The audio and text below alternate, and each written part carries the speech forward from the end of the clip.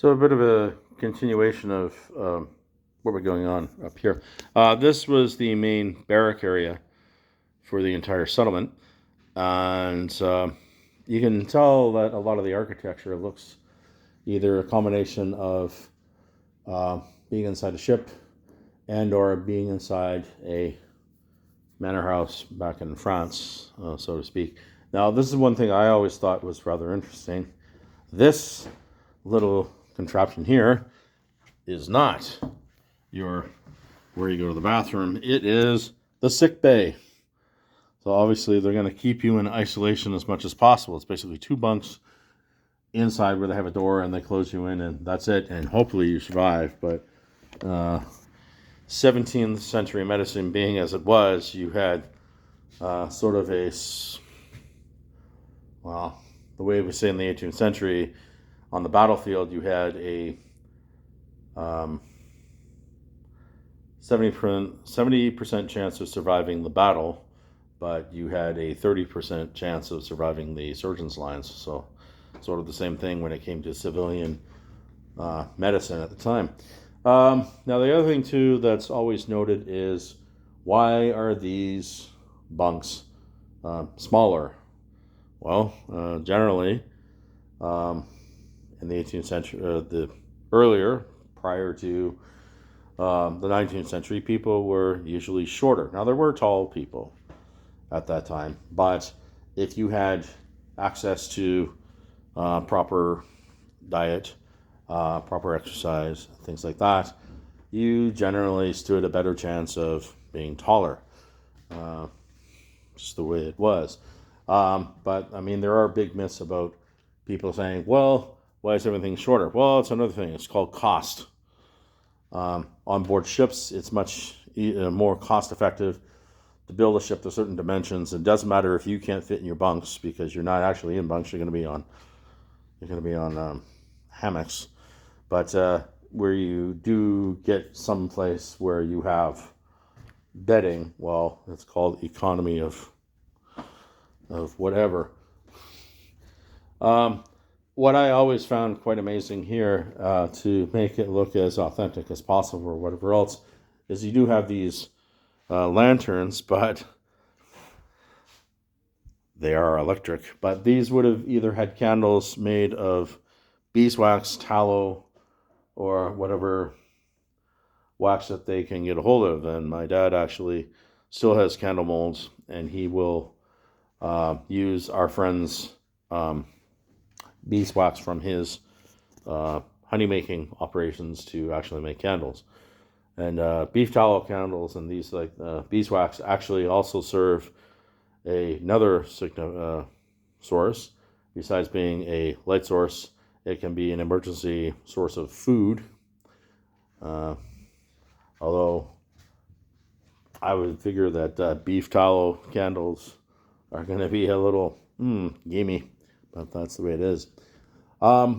You can see little tiny things that are hidden about. Obviously, for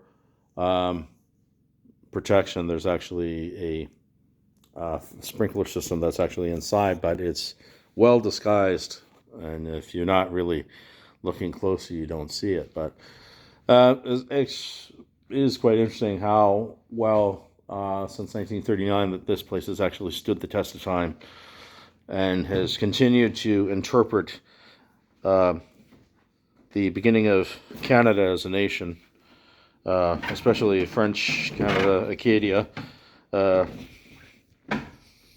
relations with the Mi'kmaq, and how we all got started and everything else. Just going to carry on through. One thing I forgot to note when I was talking before, we have the wooden shoes, which the Dutch call der klogen, and I actually wear these while I do interpretation, because they're actually sort of the 17th, 18th century version of steel-toed boots, and they're actually great wonders at walking in muddy conditions, as why they were designed. They were a very popular piece of footwear for the Acadians working out on the dikes and everything else. Now, here's another thing that I'm going to pass on as well. Most of the utensils in here would have been pewter, correct? Yes. Yeah. So pewter, being as it is, being a lead-based metal, there are certain things that, certain foods that you really shouldn't be eating off of them. Anything that's acidic, tomatoes, for example. Now, one of the famous stories that we always like to tell is during the American Revolution, George Washington survived a, what do you call it? He survived an assassination attempt because a loyalist agent made him a salad from tomatoes. But, so my question being, well, if people thought tomatoes were poisonous, why was he eating it? Well, they made it look like it was red peppers. Okay, fine. So he's eating it, not a problem. Nothing happens to him. Why? The Continental Army, being as they were and not having a lot of funds, they had wooden utensils. Obviously, it's not going to react with wood, so that's why he survived it.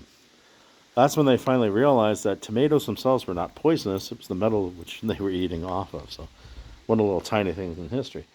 Now, as I said before, this site was not necessarily a fort, but it was a fortified manor house. Hence why we have these swivel guns and small round shot placed in strategic areas of the gun platform here.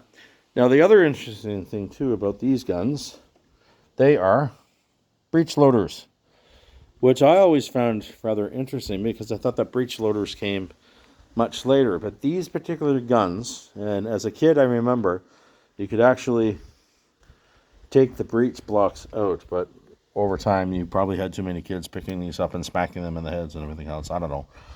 But they're actually welded in now. But you would have loaded your powder and shot from the back, and as you can see, you have your vent there.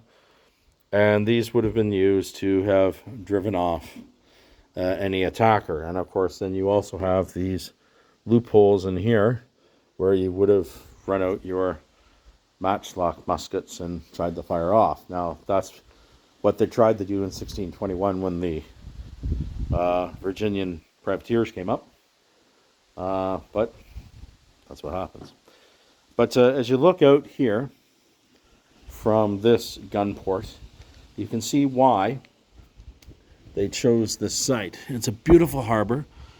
Goat Island is that piece of property to our front, and the water channel where ships could come in are right there. It's a beautiful harbor area.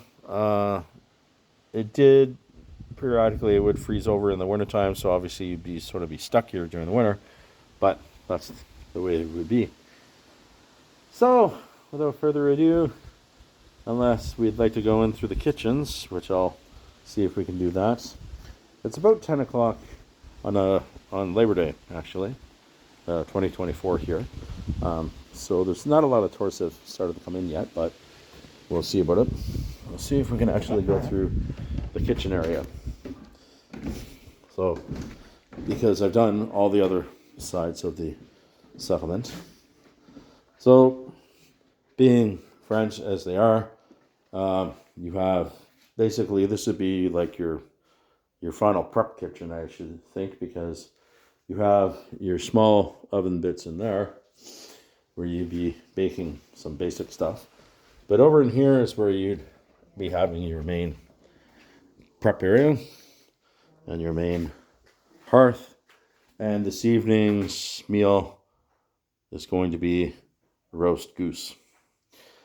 Carrying on through, you would also have all your supplies and everything else you needed for house and home and everything else. This obviously would be the blacksmith shop where they'd be repairing the tools and making it a metalwork, because as I said, this was a self-containing settlement, and obviously you can't bring everything with you from France. You're gonna have to make it yourself, so voila, you do what you can. There's also a smaller cabin in here And then the main issue that you would have had, why this was here, is because of the fur trade. So the Mi'kmaq would be going out, and when they realized that the French wanted furs, they went out, got them, brought them back in. So without further ado, then you see in the distance here, we have actually a birch bark canoe made by the Mi'kmaq, which was an effective means of transport throughout all the river areas here of Nova Scotia. All right, from Port Royal, Japanese Irish Highlander. Have a good day.